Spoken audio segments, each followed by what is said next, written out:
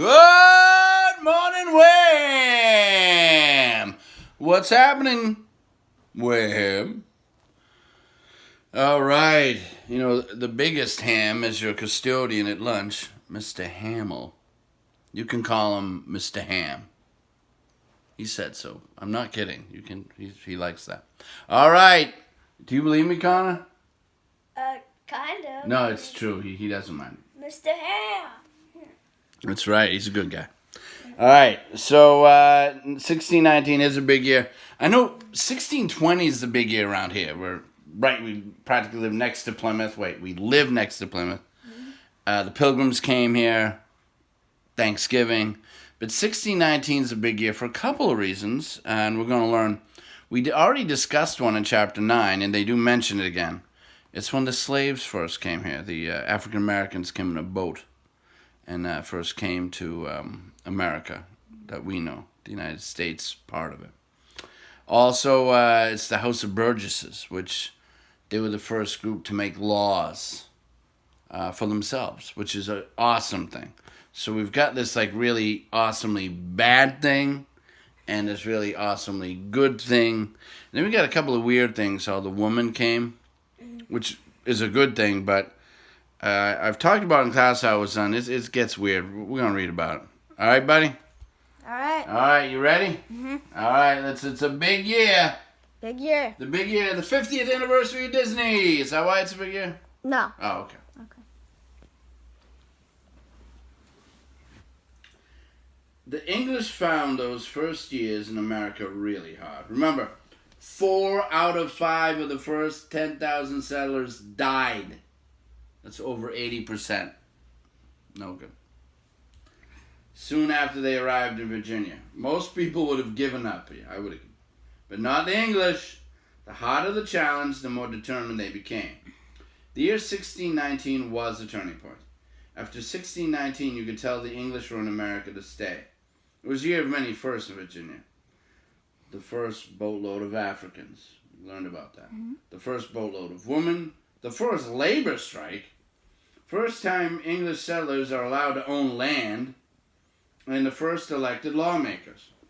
That's a lot for any year. You already know about that boatload of Africans. Now, about those women. They, too, were sold on the docks. Do you want a wife? It will cost you 120 pounds of tobacco. Those are the terms when a shipload of women arrives in Jamestown in 1619. These are poor women who are unable to pay the cost of their Atlantic journey. They want a new life in this land. The lonely men want wives. There'll be instant romances on the docks. What do you think of these women? Do you think they're scared? Courageous? Crazy? Probably all of them. A few white women have already been to Jamestown, but sending an entire boatload of them to be wives means that the English plan to stay and make homes in America. The French, who were settling in the north, are less likely to send women. Still, in 1619, the men in Jamestown outnumber the women by 8-1. Some historians think the reason there was so much violence in Jamestown was that many more men than women and children lived there. Do you think this is true? Do you think men living alone fight more than people in families? That is something to discuss. In 1619, the Virginia Company lets the settlers have the land on their own. That gives them a reason to work hard. I wish they had done that. Wish they had done that for the African Americans too. They would have worked hard too. The first workers' strike in British America happens in 1619. Polish workers at Jamestown, who were glassmakers, demand the same rights as Englishmen. They get those rights and go back to work. There are Poles, Dutch, Germans, and Italians at Jamestown. Do you think it's strange that they all want English rights? What about their own rights? The answer to that is very simple. English men and women have more rights and freedoms than people do in other European nations. They expect those same rights in America, and so do people from other nations who come to the English colonies. John Smith said no one would come to the New World to have less freedom. the charter of the Virginia Company said, all and every of the persons which shall dwell and inhabit within every or any of the said several colonies and plantations, and every of their children, shall have and enjoy all liberties, as if they had been abiding and born within this our realm of England. That means nobody will lose their freedom if he moves from England to America. I guess that didn't count for Africans. In 1619, a group of lawmakers known as burgesses is elected to make laws. They form an assembly called the House of Burgesses. In England, laws are made by Parliament. The House of Burgesses gives the Virginia their own form of Parliament. That has never happened in a colony before. By the way, do you know what a colony is? Do you know what a colony is, Connor? Mm-hmm. What? It's like a group of people like that design almost like a country. Oh, you're on the right path. Yeah. All right. Okay, well, I'll read the definition here, but go ahead. Put on there.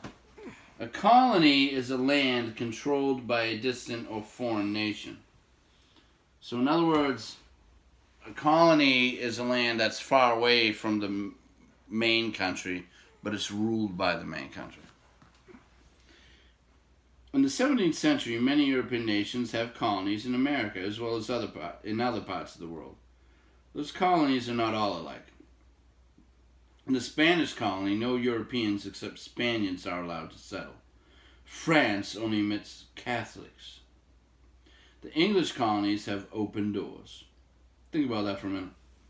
That decision, way back in the 1600s, to let all kinds of people settle in the English colonies, made a big difference to our country. We would become a pluralistic society. What does that mean? Anybody? That's a big word.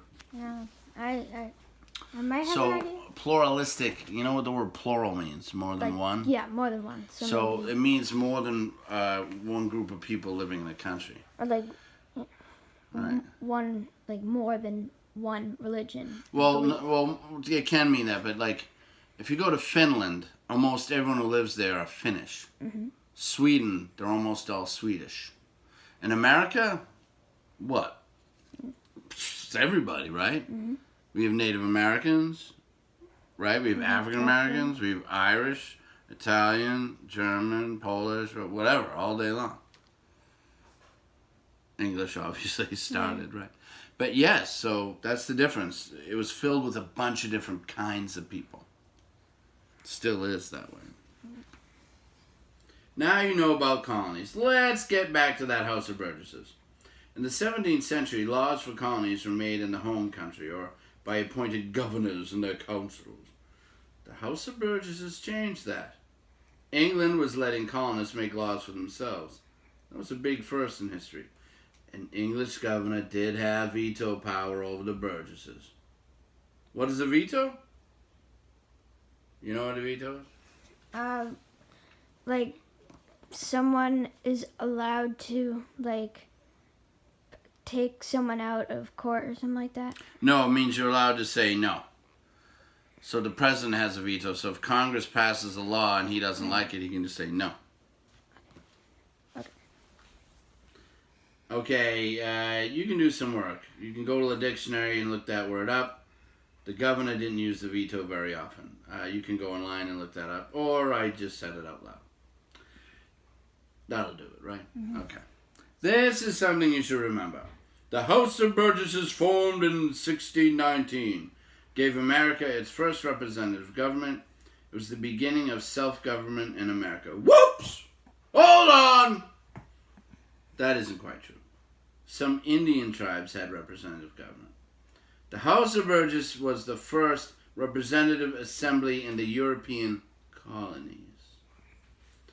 It was only a dozen years since those 3 small ships were tied to the trees of Jamestown, and the English colonies were doing something very unusual.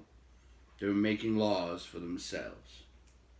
Okay, so we learned about the good parts of 1619, making laws for themselves, right? That's good. And we also learned the bad. Yeah. That the first boatload of African slaves came over. And at first they were allowed to be indentured servants like everyone else. And then they were made slaves. The Pilgrims did have, or Boston, they had an African American indentured servant. He was allowed to own land and became just a regular citizen.